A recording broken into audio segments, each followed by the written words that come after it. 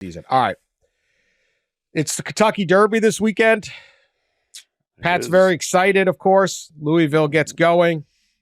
Nobody mixes a high-level horse racing coverage with at least temporary semi-functional alcoholism like Pat over the next 5 days. It's the real Triple Crown winner is how he can handle the writing, the reporting, and then the late night drinking at Kearns and all your other little bars down there. I got a posse going to Kearns Thursday night. Yeah, Look out. yeah. And let's just say too that having the draw on Saturday night, opening night of racing, also lent itself to a very early start to Derby revelry. So we've already been going. Great performances in human history is every year Pat at the Derby. Somehow at the end of this debauchery, he cranks out a hell of a column on these horses. So, but it's also time for Pat to get a little cranky because he doesn't like certain parts of the Derby, particularly horse names. Now, we had a very famous segment where Pat went through and detailed the worst names for horses in the history of the Kentucky Derby. How many years they've done the Derby? Like 160 or something?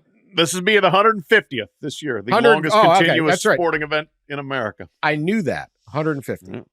150 years of crazy horse names. Pat, we have new members of your top 10 worst named horses. I mean, this is amazing. Pat will take time to denigrate, to rip to shreds, to humiliate some horse that died 143 years ago. Correct. Too soon, Still outraged about, and this poor horse hasn't done anything since heading to the glue factory like 143 years ago.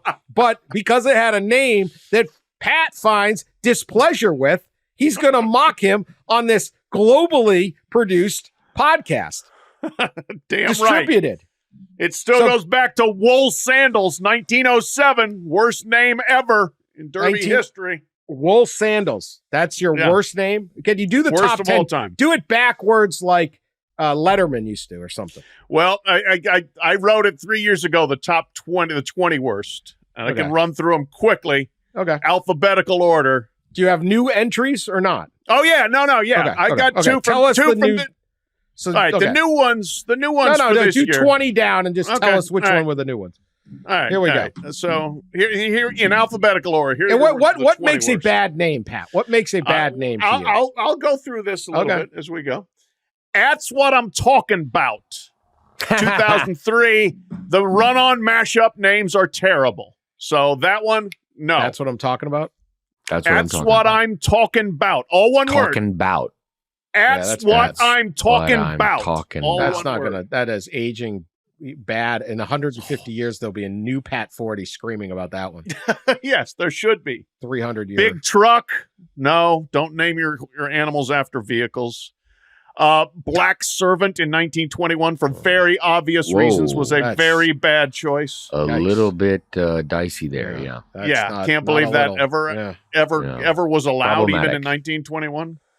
Daddy Knows Best, N-O-S-E. No puns that bad. I kind of like that one. What year was that?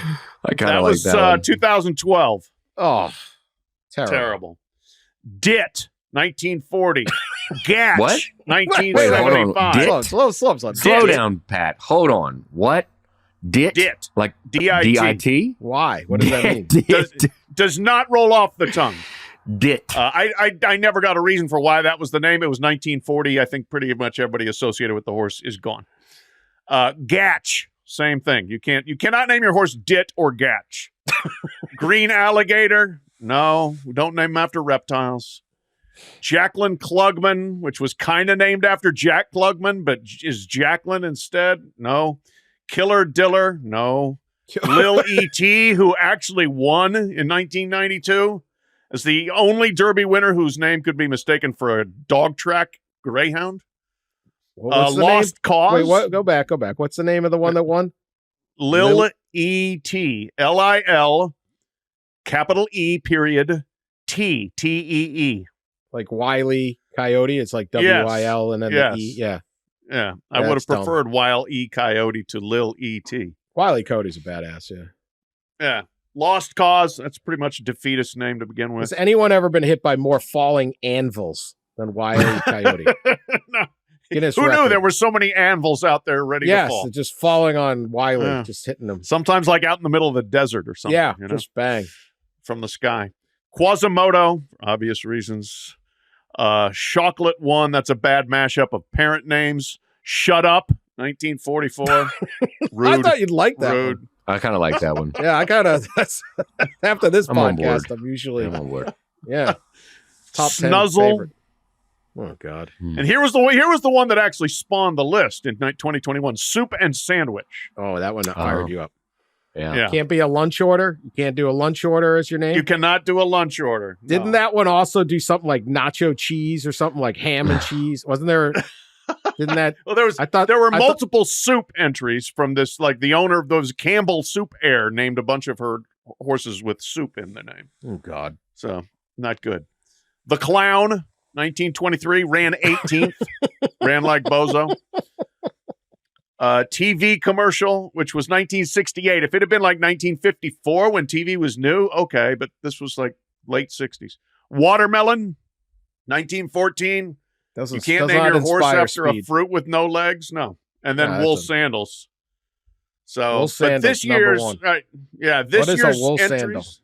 I don't know, but it sounds itchy and uncomfortable and weird. So, As someone who will, in the middle of February, if I got to take out the trash or something, I'll throw my sandals on just because it's out there quick. I would not have wool sandals, no, even you here would, in Detroit. would you? No. Especially No. you might have to walk through slush and you get wool wet, and that's really bad. So, so this year the two worst names are Japanese horse T.O. Password. I don't know what the T is. I don't know what the O is. And Password, like if the horse wins in 6 weeks, do they have to change the name? What in the world? Everybody 6 weeks, you hates gotta, passwords. I know. Every Wait, 6 weeks, you got to update the horse's name. If you're I going mean, to be what are you doing T.O. there? password, then you have to include a capital, a number, and one of them little symbols. Yeah.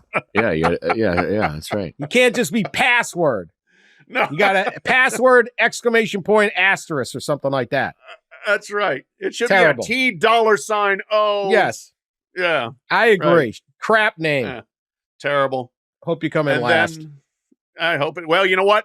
Second to Excellent last. Possibility. Excellent possibility Okay. for T.O. Password. I mean, like, gonna bolt out there like crazy, gonna be way too fast, way too soon, and will die like a dog, much like Soup and Sandwich did 3 years Jeez. ago. Vicious. And then Grand Mo the First. No. No. And its dad is Uncle Mo, who turned out to be a great sire, but Grand Mo, no. And this the first part, like, no. So is this No. like grandma, or is it? Kinda? I don't know. Is it one word? Is grandmo one word or two No, words? it's Grand, then M-O, Mo, and Yeah. then the first. Not surprised that this is the first time someone wanted to name their horse Grand Mo. Who's the favorite? The favorite is Fierceness. I like the name. I like the horse. I think the horse is going to win. Oh, Pat's picks right there. There you There go. you go. Grand Fierceness. Mo, the first. Yep. So Grand Mo out. What's his face? T.O. Password definitely out. I think we're looking at Fierceness and Sierra Leone, who are the two favorites, but they're the two favorites for a reason. These horse owners and their bad names drive Pat to drink. They do.